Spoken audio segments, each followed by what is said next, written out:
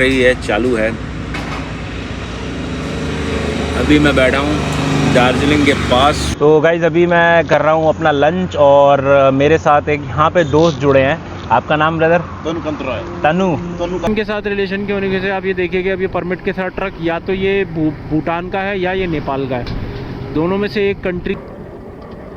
Guys ये जो इतनी ज़बरदस्त आवाज़ जो आ रही है ना आपको, ये इंडियन एयरफोर्स के जेट निकल रहे हैं। और very good morning guys and जय हिंद। और अभी मैं हूँ सिलीगुड़ी के पास, लगभग 100 किलोमीटर पहले। कल एक्चुअली क्या हुआ कि मैं जो बाइक का पीछे का व्हील था और उसका बैरिंग जो था वो डैमेज हो गया और बाइक का टायर ऐसे ऐसे डाइवर्ट कर रहा था। तो उसी टाइम मैंने बाइक को चेक करवाया कि कहीं कोई मेजर इशू तो नहीं आ गया है। और ऐसे सिनारियो में अगर आप बाइक तेज़ चला रहे हैं, बाइक को बहुत ज़्यादा फास्ट चला रहे हैं, तो एक्सीडेंट का भी रिस्क रहता है। बट लकीली क्योंकि मैंने वो उसी टाइम चेक करवाया और वहाँ पे मुझे लकीली एक मैकेनिक मिल गया जिसको हिमालयन पे काम भी करना आता था और उसको बैरिंग भी मिल गया। और बैरिंग आई वाज लकी के जो बैरिंग मिला वो ओरिजिनल रॉयल एनफील्ड का था, क्योंकि वहाँ पे पार्ट्स की दुकान भी थी।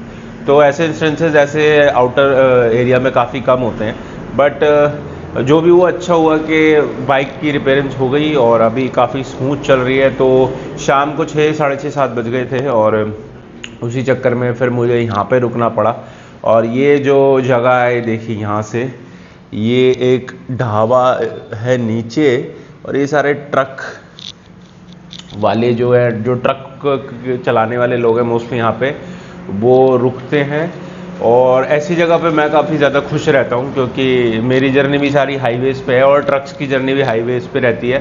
तो हाईवे पे रुकने के पास के मैं कुछ एडवांटेजेस बताता हूँ कि जैसे हाईवे पे जब हाईवे के पास मैं रुकता हूँ तो उसका एलिमेंट ये रहता है कि एक तो शाम को मुझे वर्कआउट करना होता है तो आराम से आप फ्लैट हाईवे है, अच्छी क्वालिटी का हाईवे है और आप आराम से इस पर रन कर सकते हैं, कितने किलोमीटर जा सकते हैं, नेवर एंडिंग रोड है। उसके बाद सिटीज़ के साथ ये प्रॉब्लम रहती है, जब आप सिटी में घुसते हैं तो बहुत मेजर ट्रैफिक आपको मिलता है और लगभग 1 घंटा आपको सिटी में अंदर घुसने में, होटल ढूंढने में, सब करने में वेस्ट होता है।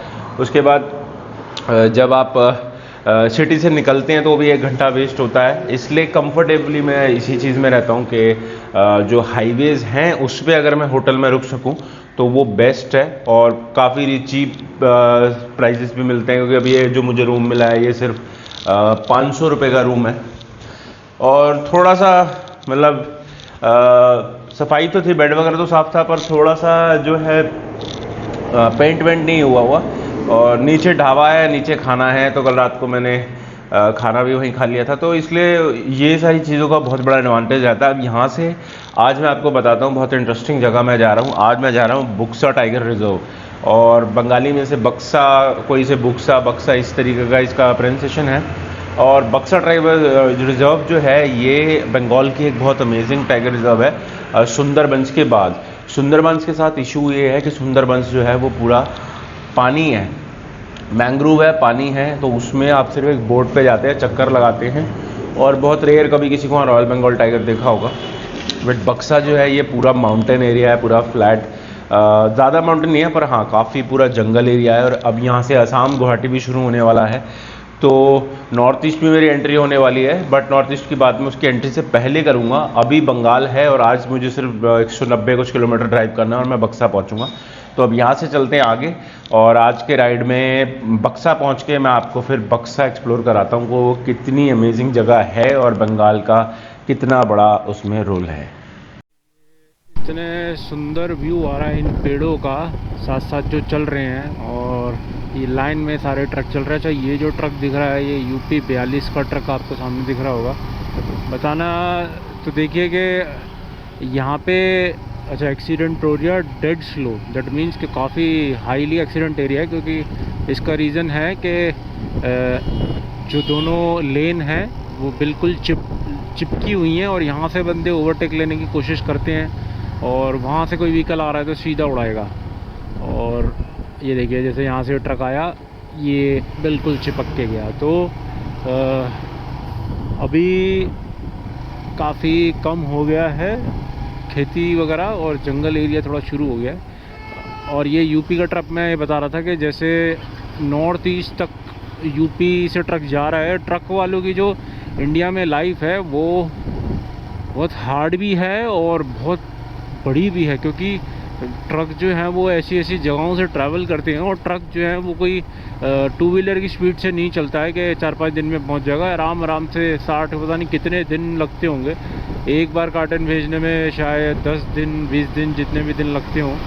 पर इंडिया का जो इनफैक्ट मेजरली काम हो रहा है वो सारा ट्रक के बदौलत हो रहा है। और इनफैक्ट आर्मी को भी सारा, लद्दाख में आप देखेंगे आर्मी को सारा सामान, सारी चीज़ें, तो ट्रक जो है वो नेशन बिल्डिंग में बहुत बड़ा रोल प्ले करता है।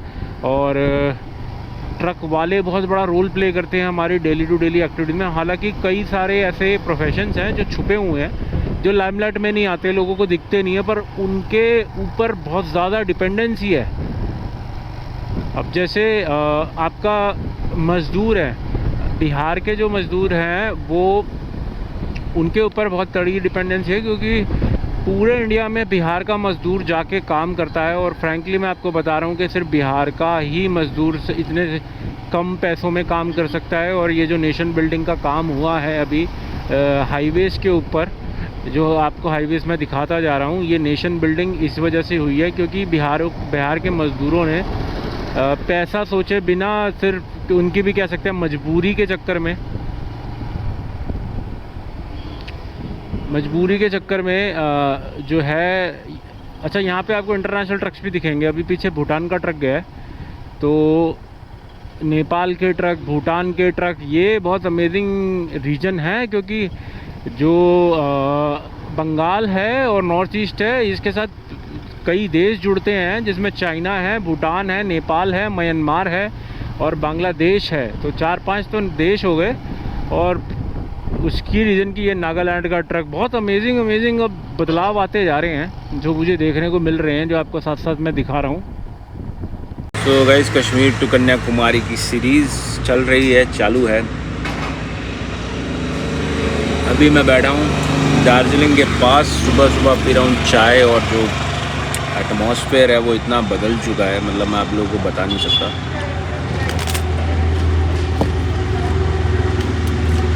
एनवायरनमेंट काफ़ी बदल गया है। पहाड़ों के रीजन में मैं आ गया हूँ, बहुत ज़्यादा एक्साइटेड हुआ, बहुत खुश हूँ, क्योंकि 2 से ढाई घंटे के अंदर मैं टाइगर रिजर्व में एंटर कर जाऊँगा। और कम्प्लीटली टाइगर जोन है। प्रेडिक्ट करना तो काफ़ी है, मतलब अगर आप मेरे से पूछें कि जैसे टाइगर और इतना ज़्यादा फॉरेस्ट एरियाज़ में मैं घूमता हूँ, मेरा एक काइंड ऑफ अच्छा, ये जो स्किन है ये पूरा मिट्टी कर देती है। और उसके बाद आपको इतनी इचिंग फील होती है, क्योंकि इसकी पूरे दिन चलाने के बाद। बट जो मैं बता रहा था कि जो टाइगर जोन रहता है, उसमें मेरा ये सपना है कि मैं एक बार, जैसे गाँव वालों के साथ होता है कि आप चल रहे हैं और टाइगर क्रॉस करके निकल गया, तो मैं उस जोन में टाइगर को देखना चाहता हूँ। हालांकि मैं नेशनल पार्क में देख चुका हूँ टाइगर को, पर मेरा सपना है मैं अपने व्हीकल पे एक बार टाइगर क्रॉसिंग या मेजरली टाइगर क्रॉसिंग देखूँ। और उत्तराखंड में बहुत सारे लोगों के साथ होता है कि टाइगर क्रॉस करता है और वीडियोस बनाते हैं लोग। बट अगर मुझे ये मौका मिले तो मैं एक बार चाहता हूँ ऐसा हो। तो अभी यहाँ से 2-2.5 घंटे के अंदर मैं टाइगर जोन में एंटर कर जाऊँगा। और जो आपका दार्जिलिंग के पास जो ये बुक्शा टाइगर रिजर्व है, जिसके बारे में मैं आपको डिटेलिंग में सब कुछ बताऊँगा और समझाऊँगा कि इनफैक्ट बहुत सारे बंगाल के ही लोग हैं जिनको बंगाल के बारे में काफ़ी चीज़ें नहीं पता, उनके वीडियो काफ़ी काम आएगी। और बाकी इंडियन जो स्पेशली यहाँ ट्रैवल करने वाले हैं, बाइक उठा सकते हैं, बंगाल आ सकते हैं। अब तो काफ़ी ज़्यादा इनफैक्ट दिल्ली से भी लोग नॉर्थ ईस्ट का ट्रैवल कर रहे हैं, मैंने काफ़ी पीछे देखा है। तो इस सीरीज़ के साथ बंगाल के आपको काफ़ी एडवांटेज रहेगा, बहुत फ़ायदा रहेगा कि आप बंगाल को समझ पाएंगे। और बस एक चीज़ का दुख है कि मैं सुंदरबंस नहीं जा पाया, क्योंकि वो बहुत ज़्यादा कॉम्प्लिकेटेड तरीके से है और उसको मैं चाहता था कि मैं अपने रीज़नेबल चार्जेस पे ही ट्रैवल करूं, बट उसका कोलकाता से पिक एंड ड्रॉप वाला जो पैकेज था बहुत महंगा है, मतलब 5,000 के आसपास है, और भी लग्जरी हैं तो वो 10,000 के आसपास है। बट वो जो पैसे ले रहे हैं वो वर्थ है, क्योंकि सुंदरबंस पहुंचने के लिए बहुत मेहनत लगती है गाइस, और मैंने वहाँ पे पहुंचने की कोशिश करी पर वो इतना कॉम्प्लिकेटेड हो गया मेरे लिए कि सैडली मैं नहीं कर पाया। हालांकि वो बहुत सुंदर है और फ्यूचर में जब मौका मिलेगा ज़रूर मैं सुंदरबन जाऊँगा। बट अभी आ जाते हैं यहाँ के बुक्सा टाइगर रिजर्व पे, और बक्सा टाइगर रिजर्व की जो पूरी डिटेलिंग है वो मैं आपको दूंगा। और अभी यहाँ पे मैं अपना नाश्ता एंजॉय करता हूँ, खाना खाता हूँ, और उसके बाद आपको आज बक्सा पहुँच के बक्सा एक्सप्लोर करवाऊँगा। तो गाइज़ अभी मैं कर रहा हूँ अपना लंच, और मेरे साथ एक यहाँ पे दोस्त जुड़े हैं। आपका नाम ब्रदर? तनु कंत रॉय। और अभी मैं इनसे यही बात कर रहा था कि जो बंगाल है उसके बारे में बहुत सारे लोगों को मिथ है, बहुत सारे लोगों को पता नहीं है। तो आप थोड़ा इस एरिया के बारे में बताओ कि जहाँ से यहाँ से सिलीगुड़ी है वो कितना बड़ा शहर है, वहाँ क्या क्या है? तो बंगाल में थोड़ा सी अच्छा शहर है, बड़ा शहर है, और जलपाईगुड़ी है वो भी अच्छा है। जलपाईगुड़ी सिटी सेंटर है, जैसा अच्छा जमूर है, क्या बोले उसको, माहौल बड़ा बड़ा माहौल है, सिनेमा हॉल है, और कुछ बहुत स्पॉट है, खेलने का जगह है, बहुत कुछ है। उधर ड्रीम लाइट पार्क, फुलबारी सिलीगुड़ी आगे फुलबारी बोलता है, उसमें आपका पार्क एक तो ड्रीम लाइट पार्क बोलता है, अच्छा है, सिस्टम भी अच्छा है। फिर इधर हमारा आगे थोड़ा बंगाल में महाराजा का घर है, ऐसा बोलता है, उसका राजबाड़ी बोलता है उधर का, वही हम गाँव में। मेरा बगल में एक अच्छा बड़ा कॉलेज, इंग्लिश मीडियम कॉलेज है, उसके पीछे तैयारी खा रहा है मेरा ही बहुत ही बगल में। तो ये जो बता रहे हैं ये सारी जगहें हैं, और सिलीगुड़ी और बंगाल जो है काफ़ी बड़ा है ना, लोगों को ज़्यादा पता नहीं है इस बात का कि बंगाल काफ़ी बड़ा है। सब कुछ मिल जाता है, वो चाहिए वॉलेट मिल जाता है, बड़ा बड़ा मॉल है, उसका नाम है उसका क्या बोलते हैं, बिग बाज़ार सबसे बड़ा फेमस जो है, जैसा आपका मार्केट का बिग बाज़ार है। महाविस्तान होलसेल में पूरा सामान मिल जाए आपका, दिल्ली से कार उधर ही आता है सामान, दुकान लोग उधर से सामान किनता है। तो गाइज़ यही चीज़ मैं आपको बताना चाह रहा था कि अभी खाना तो इन्होंने मेरे लिए बहुत अमेजिंग बनाया ही है, और यहाँ के जो लोग हैं बंगाल के बहुत प्यारे लोग हैं। अभी पीछे भी मैं अभी रुका था एक होटल में, वो भी मैंने आपको दिखाया था। बट यहाँ के जो लोग हैं बहुत प्यारे लोग हैं बंगाल के, और बहुत शांत स्वभाव के लोग हैं, कोई किसी को परेशान नहीं करता, सब अपने काम से काम रखते हैं, आराम से रहते हैं, और बहुत एनवायरनमेंट बहुत ओपन है यहाँ पे, बहुत घुलना मिलना काफ़ी है बंगाल में, और बहुत सारी जगहें हैं बंगाल में देखने के लिए। तो सुंदरबन से लेके कोलकाता से लेके बंगाल यहाँ पे भी काफ़ी मेजरली है, और सिलीगुड़ी है, दार्जिलिंग है, और उसके बाद है जो बक्सा टाइगर रिजर्व भी मैं आपको बता रहा हूँ, ये सारा बंगाल का रीजन है। तो बंगाल को इसलिए मेजर है कि आप समझें, और बंगाल घूमने आए तो इधर ज़रूर आए, और इन भाई की शक्ल आपने देख लिया तो यहाँ ज़रूर रुक के खाना खाएं। ये इसी जलपाईगुड़ी वाले रोड पे इनकी जगह मिलेगी, और विशाल होटल और रेस्टोरेंट इनकी जगह का नाम है। तो अभी मैं करता हूँ यहाँ का लंच, और उसके बाद अब मैं आगे बढ़ता हूँ। तो भाई जैसे कि मैं आपको बता रहा था कि इंटरनेशनल ट्रक्स तक यहाँ पे विजिबल होने लग गए हैं, ये देखिए, क्योंकि कोऑर्डिनेशन है बॉर्डर के बीच में, और इंडिया के काफ़ी ज़्यादा फ्रेंडली रिलेशन है म्यांमार, भूटान और नेपाल के साथ, इनके साथ काफ़ी ज़्यादा है। बांग्लादेश के साथ भी हैं, बट बांग्लादेश के साथ ये है कि थोड़ा चीज़ें ऊपर नीचे कभी गर्मा गर्मी में हो जाती हैं, बट फ्रेंडली रिलेशन इस साइड, क्योंकि पाकिस्तान चाइना साइड कम्प्लीटली काफ़ी ज़्यादा बॉर्डर रूल स्ट्रिक्ट हैं, बट इस साइड काफ़ी फ्रेंडली रिलेशन है। श्रीलंका के साथ भी काफ़ी ज़बरदस्त रिलेशन है इंडिया के। तो ये जो कंट्रीज हैं इनके साथ रिलेशन के होने से आप ये देखिए कि अब ये परमिट के साथ ट्रक या तो ये भूटान का है या ये नेपाल का है, दोनों में से एक कंट्री का ट्रक है। और ये अभी सफ़ेद कलर की कुछ ईंटें लेके जा रहा है, ये पहाड़ी पत्थर ही लग रहा है मुझे, जिससे घर वर की कंस्ट्रक्शन होती हो, या और ये ऐसा लग रहा है मुझे जहाँ तक लग रहा है ये भूटान का ही है, नेपाल का नहीं लग रहा। बीपी होने की वजह से हो सकता है कि बीपी नंबर जो रेड कलर की प्लेट है ये भूटान को प्रेजेंट करती हो, बट ये दोनों में से एक कंट्री का ट्रक है। और ये एक्सपोजर ट्रैवलिंग का आपको दिखाता है कि आपको इंटरनेशनल ट्रक्स जो हैं वो यहाँ पे अपने देश में देखने को मिल रहे हैं, और ये दूसरे, और आप इंडिया भी देखिए यहाँ से कितना डिफरेंट है, यहाँ से कितना चेंज हो चुका है एग्रीकल्चर। और प्याज जो है बंगाल में काफ़ी ज़्यादा उगती हैं, और ये प्याज भी आपको दिखेंगे यहाँ पे ट्रक के ट्रक लोड हो के बंगाल से। अभी तक मैं कई ट्रक देख चुका हूँ जो जा रहे हैं। तो ये सारे एलिमेंट बहुत रोल प्ले करते हैं। गाइस, असम के पहले नेशनल पार्क में हम एंटर कर गए हैं। ये है जल्दापाड़ा नेशनल पार्क। इसका गेट आपको दिखा रहा हूँ। ये पूरा अंदर नेशनल पार्क है और यहाँ पे आउटर में ये हाईवे चल रहा है। अच्छा, नेशनल पार्क सरकार ने तो खैर बना दिए हैं,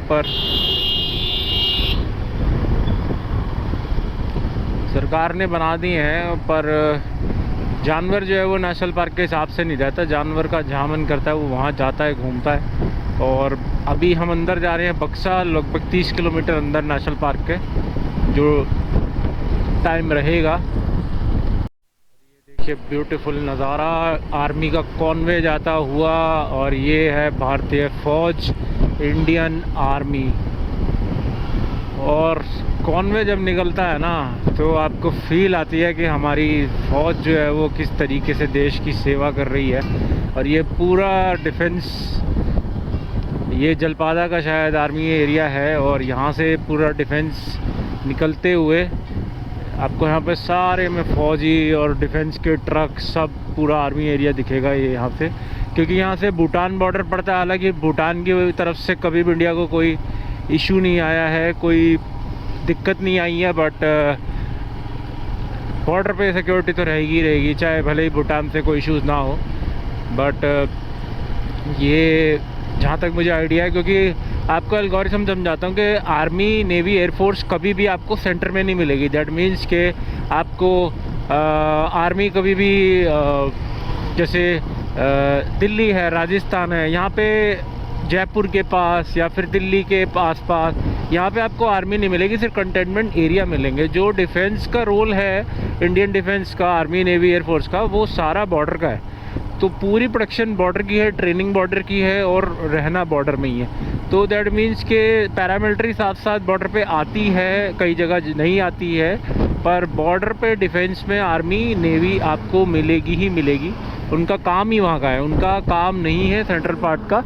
हालांकि जब भी रिक्वायरमेंट होती है तो आर्मी ज़रूर पहुँचती है किसी भी चीज़ के लिए, बट उनका काम नहीं है, और ना वो प्रेजेंट रहते हैं इंडिया की सेंट्रल लैंड्स में। तो ये बहुत बड़ा डिफरेंस है जो आपको पैरामिलिट्री में और इंडियन डिफेंस में समझना चाहिए। क्योंकि पैरामिलिट्री जो है वो आपको एयरपोर्ट पे भी मिलेगी, आपको रेलवे स्टेशन पे मिलेगी, आपको रेलवे स्टेशन पे तो खैर आरपीएफ रहती है, पर सीआईएफ, सीआरपीएफ और ये सारी जितनी फोर्सेस हैं पैरामिलिट्री है हमारी, वो रेलवे स्टेशंस पे भी मौजूद होती है, वो एयरपोर्ट पे होती है। उसके बाद अगर कोई इशू आ जाए तो होती है, इमरजेंसी सिचुएशंस के लिए होती है। तो इस तरीके से हमारा डिफेंस जो है डिवाइडेड है सेंट्रल में और बॉर्डर रीजन में। तो ये अंडरस्टैंडिंग आपको होनी बहुत ज़रूरी है। जैसे कि मैंने आपको कहा था, वो भूटान का ही ट्रक था, और ये देखिए सामने एक और भूटान की गाड़ी जा रही है। तो ये बीपी नंबर जो है ये भूटान की गाड़ी है। और अभी जो मेरा एक्सपीरियंस रहा, यहाँ से एक और भूटान की गाड़ी गई, और इतनी गंदी ड्राइविंग कर रहे हैं भूटान के लोग यहाँ पे, इतनी गंदी ड्राइविंग, मतलब मैं बता नहीं सकता। मतलब हाईवे में ऐसे जिगजैग ड्राइविंग और स्पीड से ओवरटेकिंग। ये गाड़ी तो फिर भी थोड़ा नॉर्मल चल रही है, इससे आगे एक और भूटान की आगे गाड़ी गई है। तो मुझे सेंस नहीं लगा, क्योंकि अपनी कंट्री में इतने लॉज एंड स्ट्रिक्ट बनाने के बाद आप दूसरे के देश में गाड़ी लाके ऐसे जिगजैग। और अभी यहाँ से मेरे बिल्कुल पास से गाड़ी गई, अगर बाई चांस गाड़ी टच हो जाती तो बाइकर्स को बहुत रिस्क रहता है। और हम अपनी लेन में ही चलते हैं, लेन में ही चलानी ही होती है। इतनी लंबी राइडिंग कर रहे हैं तो सेंस ही बनता नहीं कि हम गलत चलाएं। तो ये चीज़ बड़ी बेकार लगी मुझे। बट एनीवेज, भूटान जो है उससे, जैसे कि मैंने आपको बताया था कि भूटान जो है उसकी गाड़ियाँ यहाँ पे दिखने लग गई हैं। और मैं एक्चुअली जो आपको समझाता हूँ कि जो ये बॉर्डर एरिया है वो भूटान का पास ही है।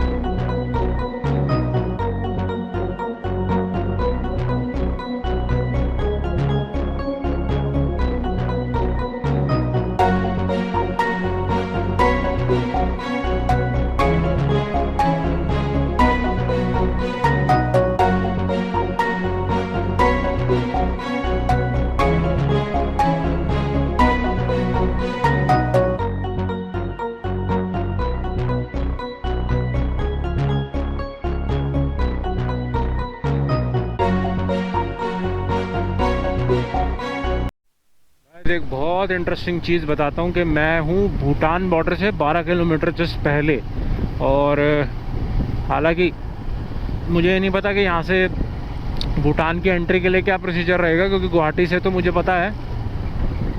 और अभी ये देखिए रेलवे ट्रैक साथ चल रहा है, साथ रेलवे ट्रैक के रोड चल रही है, तो ट्रेन अगर आ जाए तो मज़ा ही आ जाएगा। यहाँ से ट्रेन निकलती हुई और यहाँ से हम बाइक राइड करते हुए, फील ही अलग। तो भूटान बॉर्डर से 12 किलोमीटर जस्ट पहले हूँ मैं, और जैसे कि मैं बता रहा हूँ कि 12 किलोमीटर पहले अभी यहाँ मैं बक्सा में रुकूंगा और आपको भूटान बॉर्डर यहाँ से तो दिखाऊंगा, पर भूटान एंटर करने के लिए पूरी कोशिश रहेगी कि प्रोसीजर सब पता चलें, और उसके बाद भूटान जो है उसको एंटर करेंगे और भूटान जाएंगे। और यहाँ पे ये बिल्कुल अनटच्ड और आइसोलेटेड प्लेस है, बहुत कम टूरिस्ट, अगर यहाँ कोई आया होगा तो मेजरली यहाँ पे सिर्फ बंगाल के लोग आए होंगे आसपास के, जिन्हें इसका पता है। मेरे को ऐसा लग रहा है कि मैं यहाँ पे बाहर का, और इनफैक्ट मेरी साइड का तो मैंने कभी कोई सुना भी नहीं कि यहाँ बक्सा में यहाँ कोई इंसान आया हो। तो यही मज़ा आता है। और यहाँ पे देखिए थोड़ा नेपाली फील भी आ रही है, थोड़ी भूटानीज़ फील भी आ रही है, गाड़ियाँ दिख रही हैं भूटान की, थोड़ी नॉर्थ ईस्ट की फील भी आ रही। तो ये अब पूरे माउंटेन बेल्ट जो है, ये सारे एक तरीके के जो लोग हैं, इनके थोड़े थोड़े भाषाओं का फ़र्क है खाली। और बंगाल की एक खूबसूरती मैं आपको दिखा रहा हूँ कि बंगाल कितना अननोटिस्ड है, लोगों को बंगाल के बारे में इतना सब कुछ पता ही नहीं है। तो बंगाल के लोगों को भी ये देखिए कितने सुंदर नज़ारे, और दिन के 2-2:30 बज रहे हैं। और अच्छा हुआ कल मैंने स्टॉप ले लिया, सोचिए अगर मैं रात को, वाह ये देखिए ग्रीनरी, कितना अनटच्ड इलाका है। और यहाँ पे ही मुझे बताया था कि फॉरेस्ट में कहीं से भी कोई भी जानवर आ जाता है, और साथ में नदियाँ जा रही हैं। ऐसी जगह पे जाने के लिए मैं मरता हूँ। और मुझे मतलब जितना गांव से अनकनेक्टेड है, शहर से अनकनेक्टेड है, जितना लोगों से मिलना नहीं हो रहा, उसकी फील ही अलग है। और बंगाल की सबसे ब्यूटी है कि बंगाल में आपको कोई छेड़ता भी नहीं है, कोई आपको यहाँ पे ज़्यादा स्ट्रिक्टनेस है नहीं, टूरिस्ट को परेशान नहीं करते हैं, ना कुछ बोलते हैं, टोकते वोकते भी नहीं है। बहुत सारी जगहों पे ना लोग अपने आप को थोड़ा दादा बनते हैं कि हमारा इलाका है इस टाइप से। बंगाल में आपको कोई परेशान नहीं करेगा, आप आराम से कुछ भी करिए, कोई कुछ नहीं करेगा। और आई होप नॉर्थ ईस्ट से भी मैं सेम ही एक्सपेक्ट कर रहा हूँ। सो अभी देखिए पूरा टोटल कोर जोन एरिया है, और ये अभी बिल्कुल जंगलों के अंदर मैं अभी जाऊंगा। वहाँ पे मुझे कुछ जगह मिलती है तो रुकने का सीन देखेंगे, और देखते हैं आगे अभी आगे क्या क्या मिलता है।